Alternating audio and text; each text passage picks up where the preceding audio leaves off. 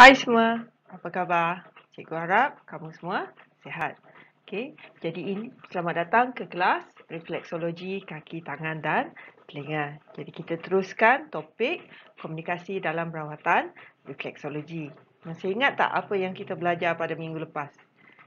Masih ingat? Okey, bagus. Okey, jadi di bawah tajuk komunikasi dalam rawatan refleksologi, okey, kita belajar maksud komunikasi, jenis komunikasi dan komunikasi yang berkesan. Jadi kita dah belajar maksud komunikasi, apa maksud komunikasi, masih ingat? Dan jenis komunikasi. Jenis komunikasi, ingat lagi tak? Dia terbagi kepada? Ya, dia terbagi kepada dua jenis, iaitu yang pertama, komunikasi verbal, okay, yang menggunakan perkataan, sama ada kita bercakap ataupun kita menulis, dan komunikasi tidak verbal yang menggunakan bahasa tubuh. Okey, ingat lagi? Kalau ingat, bagus. Okey. Dan pada minggu ini kita akan belajar topik yang ketiga, iaitu komunikasi yang berkesan. Okey, apa yang dimaksudkan dengan komunikasi yang berkesan? Kenapa ianya penting? Okey, komunikasi yang berkesan penting supaya sesuatu maksud yang kita ingin sampaikan kepada orang lain dapat disampaikan dengan baik. Maksudnya tidak berlaku salah faham ataupun arahan yang tidak jelas. Jadi kita harus mengamalkan komunikasi yang berkesan. Okey, jadi bagaimana kita berkomunikasi secara berkesan? Okey, pertama sekali, kita memperkenalkan diri dengan sopan dan jelas. Kita jaga intonasi suara kita. Maksudnya tidaklah bercakap dengan terlalu kuat, dengan nada suara yang kasar macam nak bergaduh. Okey, jangan memulakan pergaduhan atau bertekak sekiranya tidak sependapat. Tak semua orang sama pendapat dengan kita. Tapi kita tak boleh bergaduh hanya kerana kita tak sama pendapat. Dan kita hendaklah bijak dalam memberi nasihat agar tidak menyebabkan perasaan kecil hati. Ya, kadang-kadang kita nak beri nasihat kepada pelanggan kita. Okey, tapi kita haruslah menyampaikan nasihat itu dengan cara yang betul supaya pelanggan tidak rasa kecil hati. Dia tak merajuk dengan kamu. Okey, seterusnya kita hendaklah bijak menangani aduan dan segera menyelesaikannya. Contohnya pelanggan datang, mereka memberikan sesuatu aduan. Contohnya dia kata, saya rasa tidak selesa. Okey, di bahagian pinggang.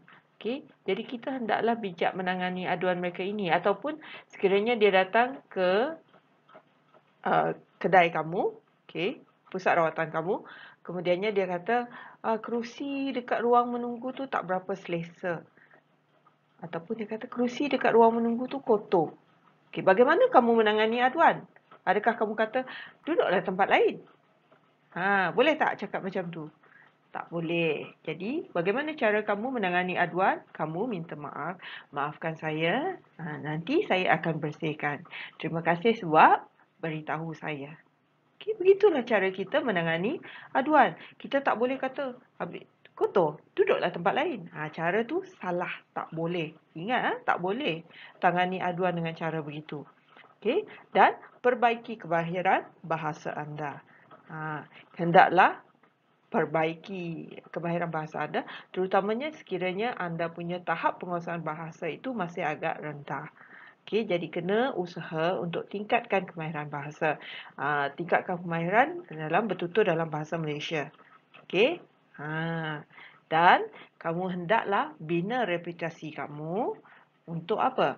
Okey, bagaimana kamu nak bina reputasi kamu supaya orang kenal kamu? Okey, hendaklah melalui kebolehan kamu. Satu, kebolehan kamu mengurut. Contohnya memberikan rawatan. Oh, dia beri rawatan bagus, servis dia bagus. Yang kedua, boleh diharap. Kenalah meyakinkan pelanggan bahawa kamu boleh diharap. Dan ketiga, asli. Maksudnya bukan pura-pura, bukan awak pura-pura baik dengan orang.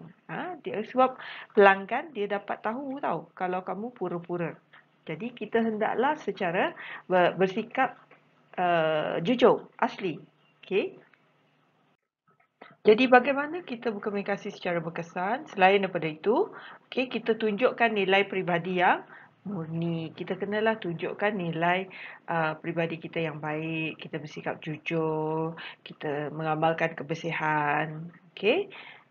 Percaya pada diri anda, ini penting. Kalau kamu tak yakin, nampak. Pelanggan akan tahu kamu kurang yakin. Jadi kamu kena percaya dengan kebolehan diri kamu. Dan kamu hendaklah mempunyai komitmen dalam memperoleh kualiti peribadi yang tinggi. Jadi kena sentiasa berusaha untuk memperbaiki diri kamu. Dan menjalin hubungan akrab dengan pelanggan. Menjalin hubungan akrab dengan pelanggan ni bukanlah maksudnya awak jadi best friend dengan dia. Mana-mana pergi, kena pergi sama-sama. Tak, bukan. Maksudnya kita bina satu hubungan dengan mereka di mana kita kenal mereka dan mereka rasa selesa dengan kita. Jadi, seterusnya, bagaimana saya hendak menjaga intonasi suara saya? Pertama sekali, jangan menjerit atau bercakap dengan suara yang nyaring. Cakap dengan nada suara yang biasa sahaja. Tak payah cakap kuat, nyaring. Nanti pelanggan tak selesa. Kita kena bercakap dengan jelas, maksudnya pelanggan faham. Bukannya kita bercakap, nanti pelanggan, kena tanya selalu. Jadi kena bercakap dengan jelas. Guna nada suara yang menarik. Dan apabila bercakap dalam telefon, perkenalkan syarikat dengan jelas dan bersopan santun. Contohnya, kalau orang call pusat rawatan kamu, kamu boleh jawab contoh dia, hello, selamat petang, spa terapi mesra di sini, Murni Samad sedang bercakap. Boleh saya bantu anda? Itu adalah contoh anda menjawab panggilan telefon. Jangan jawab, hello, saya ni. Jangan jawab macam tu. Sebab kita tak tahu siapa yang menelpon. Jadi kita kena layan pelanggan kita dengan baik. Dan kita hendaklah menggunakan bahasa yang mudah difahami. Pandang wajah pelanggan anda dan tumpukan perhatian kepadanya. Jadi ini sangat penting. Kalau pelanggan sedang bercakap dengan kamu, kamu kena pandang wajah dia. Dan tumpukan perhatian. Bukan dia bercakap, awak tengok tempat lain. Ataupun pelanggan sedang bercakap, kamu pula sedang menjawab telefon. Ini tak boleh dilakukan. Jangan lakukan. Dan apabila menerima pelanggan, hendaklah tumpukan perhatian pada masalah yang mereka cuba sampaikan. Jadi tumpukan perhatian. Kalau kita tak tumpukan perhatian, kamu tak tumpukan perhatian kepada masalah yang mereka sampaikan, kemudian kamu memberi rawatan, ada kemungkinan kamu beri rawatan yang tidak betul. Jadi kena ingat. Jadi tugasan minggu ini, cikgu nak kamu lakonkan cara menyambut panggilan telefon dengan memperkenalkan diri anda. Jadi rakamkan video dan hantar kepada cikgu. Jadi boleh gunakan telefon, rakamkan video kamu menyambut panggilan telefon dengan memperkenalkan diri, hantar pada cikgu. Boleh? Senang je kan?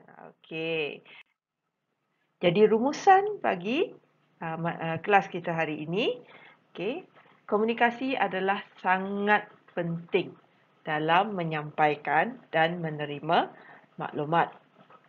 Jadi sebagai seorang juruterapis, kamu perlulah mempunyai kemahiran berkomunikasi yang baik. Jadi itu saja kelas kita untuk hari ini. Jangan lupa salin semula slide dalam buku nota, buat tugasan, hantar pada cikgu dan kita jumpa lagi dalam kelas yang seterusnya. Bye.